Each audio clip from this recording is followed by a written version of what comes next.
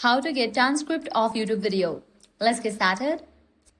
Launch your YouTube, then navigate to the video for which you want transcript. Play the video. Scrolling down, you're gonna find this option more. Click on that.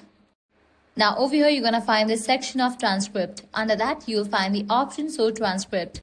Click on that option. Transcript will be visible. This opens the full transcript on the right side of your screen. Now, depending on the video, the transcript might be auto-generated by YouTube or added manually by the creator. Either way, you now have access to all the spoken text.